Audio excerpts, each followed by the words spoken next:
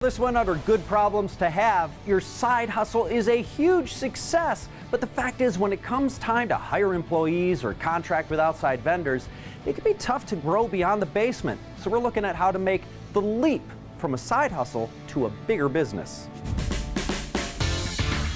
In a recent survey by LendingTree, 44% of Americans report having a side hustle. But according to the U.S. Bureau of Labor Statistics, 90% of startups fail within the first 10 years. So even side hustles that bring in serious coin aren't making the transition into real full-time businesses. To go from passion to profits, you have to grow it out of your basement, and you have to make it into something that is bigger than you. Hidden Rules expert Ashley Armstrong's helping make the transition from passion to profits. And her first pointer? Get help. When you have a side hustle, you are doing day and night, 3 o'clock in the morning, whatever it takes to get it done. Even if that means slogging your way through dozens of YouTube tutorials to crank out a single QuickBooks invoice. New entrepreneurs start off hot and heavy and excited, but get super bogged down by the daily tasks and having to constantly learn a new skill set to make your business go further.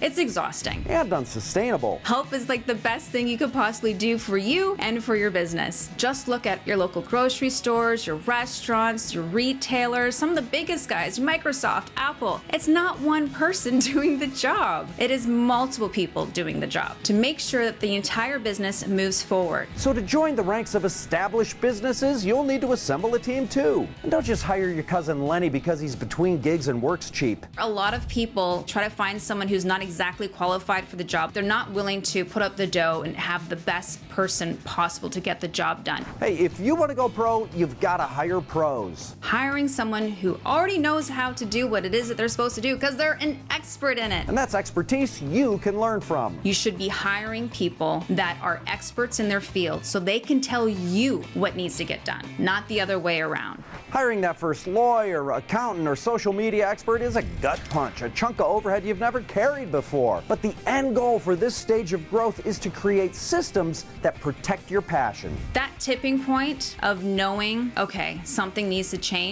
is when you are no longer wanting to work in your business. To prevent the procedural stuff from overwhelming that spark that inspired your side hustle to begin with, take an inventory. Really understanding and knowing what you love to do, what you like to do, and what you absolutely hate. Get a piece of paper, write the columns I love, I like, I hate, and write those skill sets down or those tasks that you have been doing in your business. And then you can go and find the appropriate person to handle those tasks, which will allow you to keep your passion alive and well. Our likes usually align with our aptitudes, so creating space for your passion means nurturing your competitive advantage. You have to ask yourself, what is my zone of genius? And when you're really enjoying what it is that you're doing, there's no way around it. People are going to absolutely love what it is that you have to offer them. We're moving your side hustle from passion to profits.